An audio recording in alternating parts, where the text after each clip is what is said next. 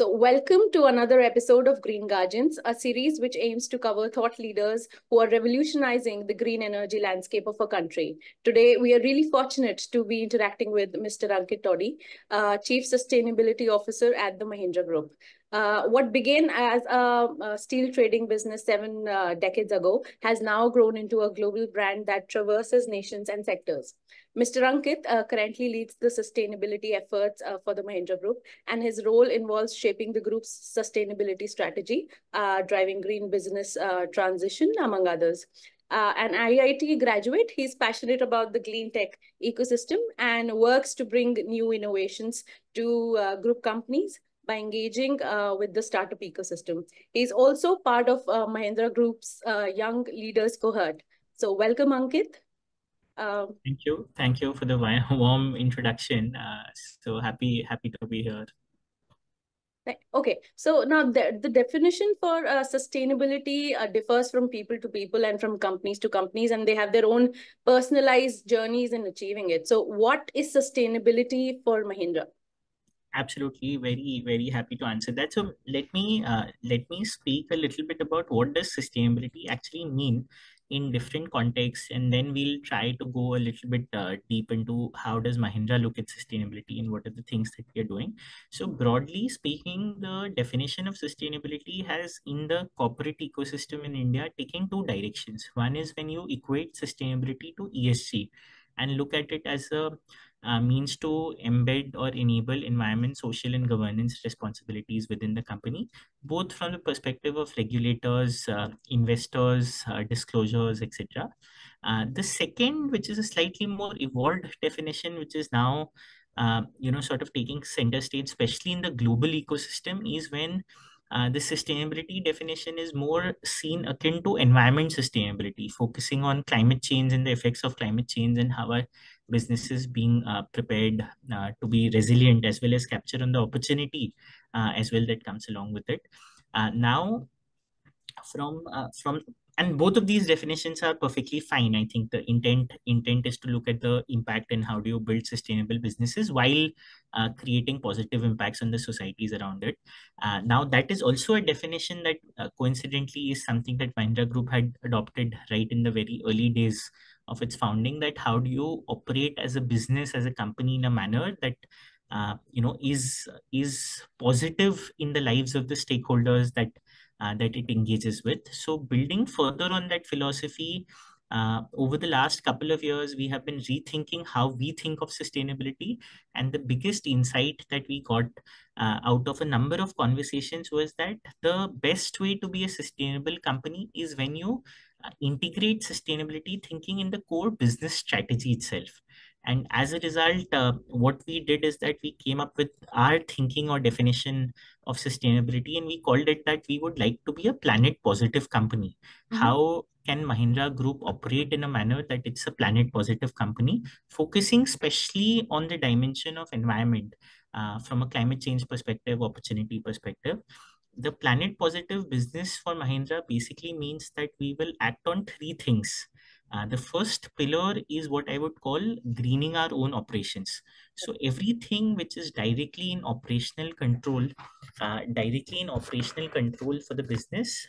So things related to emission footprint, which is driven by renewable energy efficiency in the business, especially for a manufacturing company. The second element is everything to do with waste and water management. The third element is to be focused on what do I call material circularity. So as a manufacturing company, as well as there are other parts of Mahindra Group where we undertake large scale construction as well, how do you ensure that the materials that you're using for both making cars or tractors or buildings, how do you use greener materials which are either recycled material or recyclable material, or in general low emission material? At the same time, how do you ensure that the end of life recycling of these materials is also possible? So all the things that are broadly in control of the company directly and where it can make the right decisions, that's what I call the first pillar of greening your own operations. Hmm. However, having said that, in today's ecosystem, it's not just sufficient to look at your own footprint, but to my earlier point, that how do you build a series of green businesses, which is where the second pillar comes in, what we call decarbonizing industries. Within that, also, we work on a variety of areas. The first being that how do you ensure that you're building a green portfolio of businesses? So it could be a green product, it could be a green service, or in some cases, depending on the nature of industry, it could also be a green enabler. To give you specific examples, we have an auto business. Now, in the auto business, we are looking at manufacturing electric vehicles, both in the three-wheeler segment as well as the four-wheeler segment. Our three-wheeler business currently commands about a 60% market share in their respective category of electric vehicles. Similarly, there's a lot more that will happen in the four-wheeler ecosystem. If I look at our holidays business, there in the holidays business, we have a number of resorts, about 50 of them operating in India. We are trying to look at how do you ensure that these resorts operate in a net zero manner, which is low carbon footprint, low water footprint, low waste footprint, or trying to offset any impact that it has on the external world. But at the same time, also building them as biodiverse rich hubs. So an idea where you can go for green holidays. It's a service which is a green service. Similarly, we have a finance business. There again, we are exploring at how do we be an enabler for EV penetration in the country through financing. So there are business by business within the Mahindra Group. We are trying to look at ways in which you can do a green transition over a period of time. The second element is how do you take the stakeholder ecosystem with you? So in the same example, if I were to look at the auto company, for us to be able to do anything which is green, we need an entire series of suppliers as well as vendors who can help us in that journey. So if you want a recycled material, you need a supply ecosystem that can supply that. At the same time, even the operational footprint, the scope 3 emissions, for many of you may understand this term, but for others, I can very quickly explain that scope 1 and scope 2 are basically emissions that a company is directly responsible for within their boundary of the factory or through direct purchase of energy. Scope 3 emission is often emission that is part of your supply chain, or both on the upstream side or on the downstream side in terms of products that you sell and the emissions associated with that. So to address that, you have to engage very deeply with your supply chain. So that's the second arena. The third arena is to also look at new business models which are completely green. So again, the Mahindra Group has a fairly decent presence in the renewable energy sector. We currently have 3 companies that operate in different parts of the renewable energy value chain. We are also looking at new business models which are end-to-end circular. So we have a company that does end-of-life vehicle recycling. And it's a small business right now, but hopefully will grow up to be a big company. The idea of the second pillar broadly is that you have to move the industries as a whole to become green. Only then can you build a portfolio of green businesses. That's the second pillar. The third pillar is where I would say we look at the interaction of social outcomes along with nature outcomes. What are some areas outside of your immediate industry boundary where you can create a positive impact? The classic example here is that we are trying to promote sustainable agriculture. As one of the world's largest manufacturers of tractor, there is a significant influence we have in the agriculture economy. So through a variety of different small and large initiatives, we are trying to do skilling on regenerative agriculture, sustainable agriculture. Even through our CSR programs, we are doing that. Similarly, the second example I would take is related to afforestation, carbon sequestration. So again, over the last many years, the group has planted about 25 million trees through its CSR program, which again leads to both nature positive outcomes, but also at the same time, this is done in a model of agroforestry, which leads to positive social outcomes as well. The last element on the nature piece is what I would say is related to biodiversity conservation and preservation, and also emergingly a new concept of just transition. That as many of the climate transition happens in different sectors, how do you ensure that you are able to prepare a larger workforce to be skilled and participate in this transition. So broadly speaking, that's how we look at sustainability, the three pillars: things that you can do within your operations, things that you do to move the industry, and things that you do for society and nature at large. That's the three things. This is obviously backed by a lot of focus on transparent reporting and disclosure, a lot of focus on being an advocate for climate with policymakers, government, external ecosystem, and lastly, but very importantly, also engaging with the startup ecosystem. There's a lot of new innovation that's required for many of these areas, and thankfully, a lot is happening in India in that context. So that's the last point I'll make. I'll take a pause there. I think this very well explains the key priorities for the company and how they integrate these into the core business operations, and also the key environmental initiatives that the company has undertaken to reduce its carbon footprint. Can you discuss any specific programs or partnerships that Mahindra has developed to support local communities? Like, how does Mahindra collaborate with other companies or industries to promote sustainability? So multiple levels actually. I think I'll probably break your question into two parts. So one is collaboration at the industry level. So at the industry level, we are engaged with a number of organizations, both at the global level as well as domestic level. Mm-hmm. So at the global level, we work very closely with the World Economic Forum, and within that, there are many communities of corporates and corporate leaders who participate in different conversations around sustainability, more thematically relevant. So we are members of something called the CO Climate Alliance, which is an alliance of about 200 companies from around the world, and a number of advocacy issues on what is important, how can this challenge of global warming be addressed, gets discussed there, and different companies share experiences and the learnings with each other. Similarly, are also engaged with an organization called the Sustainable Markets Initiative, which was started by the King of England, again a private sector convening of some large industry bodies around the world.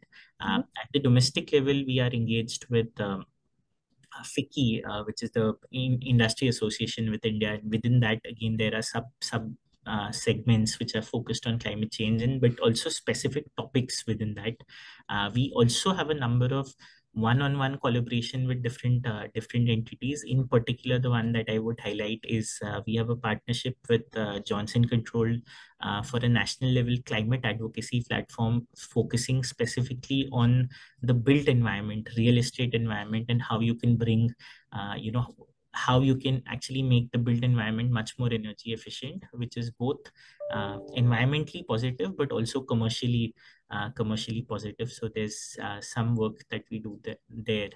But similarly, there are quite a number of other examples of associations slash groups of private sector companies working together on this arena, because very often you'll realize that this is something that actually cannot be solved by one company. You need the entire ecosystem, and the private sector can definitely play a big part in that.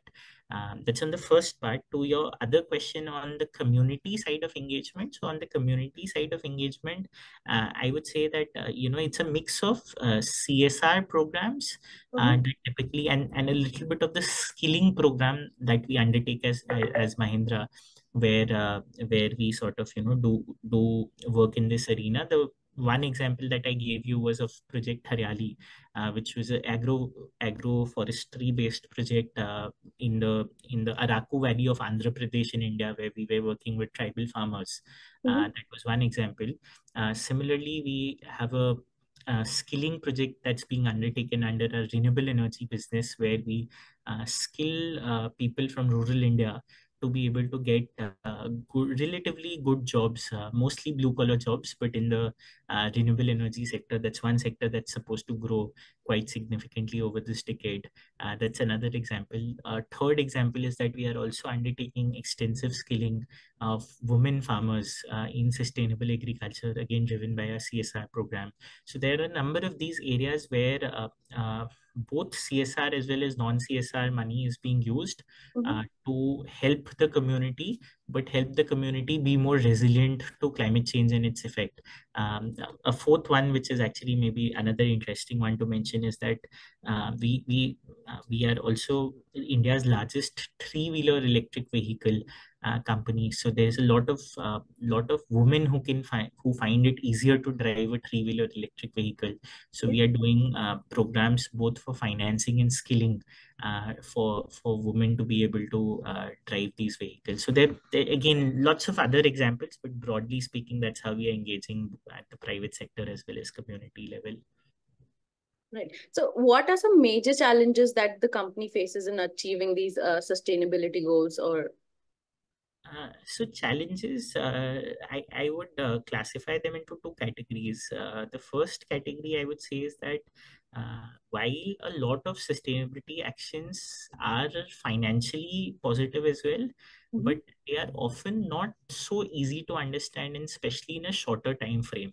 So while a few actions, which is let's say related to energy efficiency or renewable energy, the business case for them from a financial perspective are often very clear and the payback periods are very lucrative. So it's relatively speaking easier to do, but at the same time, something to do with, let's say, water management for that matter, some actions on supply chain.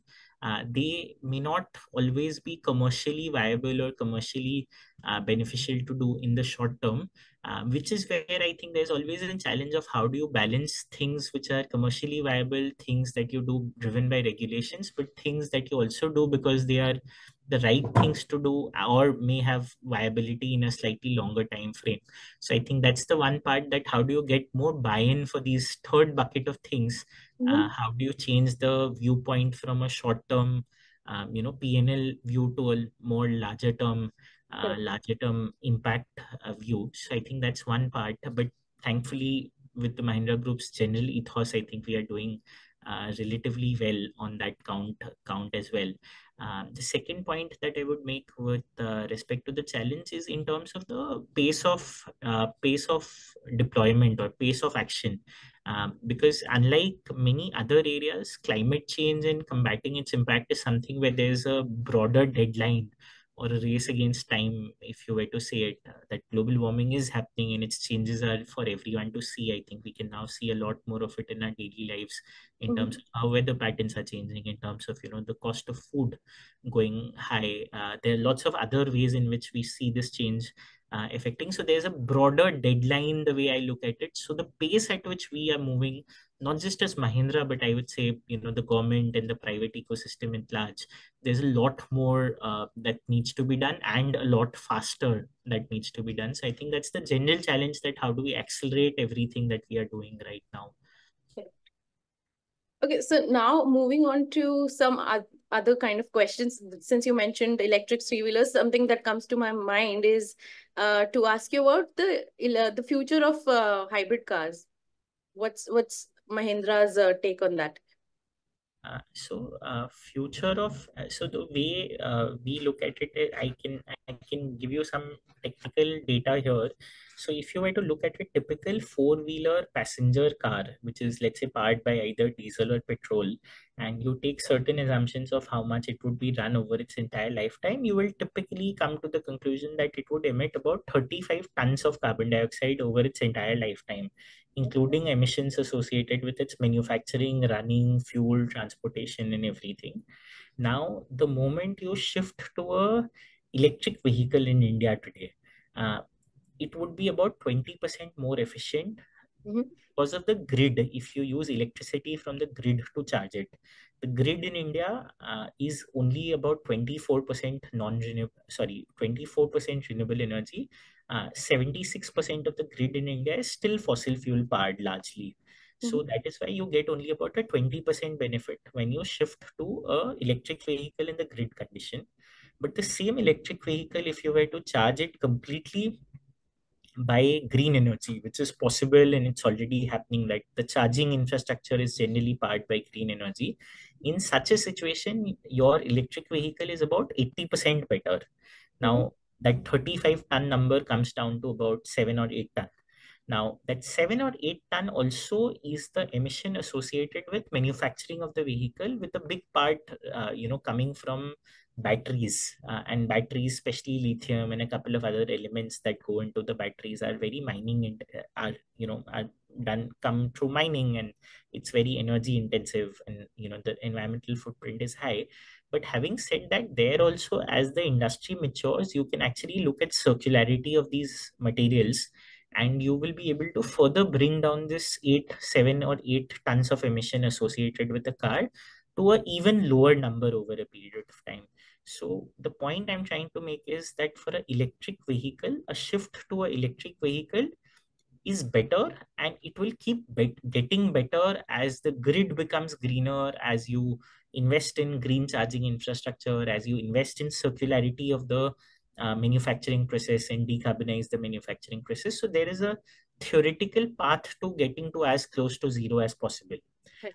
Now, if I were to contrast that with the hybrid vehicle economy, while I don't have the specific numbers with me, what I can tell you is that it is definitely beneficial over an ICE vehicle in the short term run, but Right. there is a upper limit, or upper limit to how low can the emissions go, because at the end of the day you will still end up using fuel. So Correct. from a long term perspective, EVs is the answer to get to net zero for the country at large, if you take a slightly longer term view. And that's what the Mahindra Group thinks, and that's why we are investing very heavily behind the entire electric vehicle portfolio, both in three-wheelers and four-wheelers. And what about hydrogen as a fuel? Do you see that coming into? Hydrogen as a fuel is definitely important. So again, if I were to go back to the entire country's energy requirement, energy for a country can broadly be classified into electricity-based energy and non-electricity-based energy. Now, for electricity-based energy, there is a relatively clear path that you can shift to renewables using solar, wind, storage, etc. And then there's a theoretical way to decarbonize that. The non-electricity based energy, there are two ways to look at it. One is that how can you convert some of it into electricity? So electrification as a theme is big. So vehicles and electric vehicles is a classic example, that you're converting from petrol, diesel to electricity.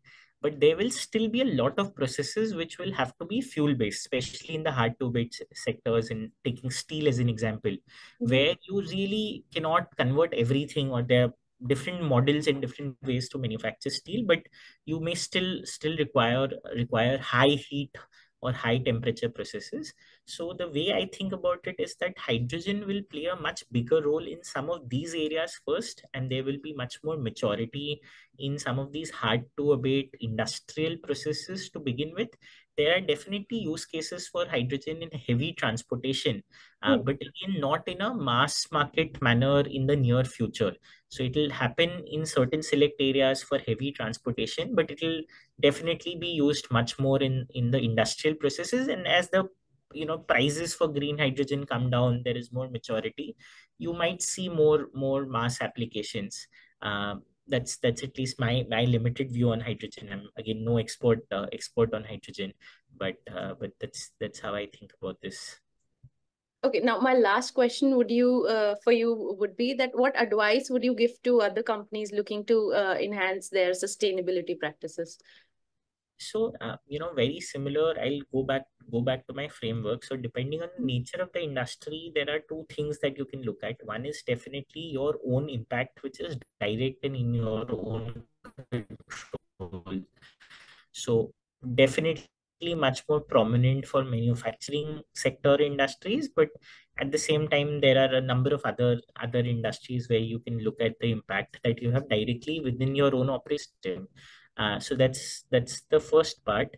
The second part that you can look at as a company is how do you build a portfolio of green businesses. So sector by sector, there are multiple opportunities. Some easier, some a bit harder, but there are opportunities to actually look at decarbonizing the industry. And as I gave you an example, steel, a company can think about making low emission steel, concrete similarly low emission steel. So most manufacturing products, you can look at how do you do low emission versions of it. When it comes to services, the example from holidays that I said, how do you provide services which are which do not have a negative impact? So the idea, and then the third point, of how can you in your own industry or adjacent industries? How do you look at building new green businesses altogether? So that's the broad two themes that most companies can try and do. Okay, I think that'll be all from my side. Thank you so much for this insightful session. It was really a pleasure having you here today. I think this gives us and the companies trying to begin their sustainability journey some perspective, and this is also this also makes us hopeful of achieving our net zero goals as a country. So thank you so much for your time. Thank you. Pleasure talking to you. Bye.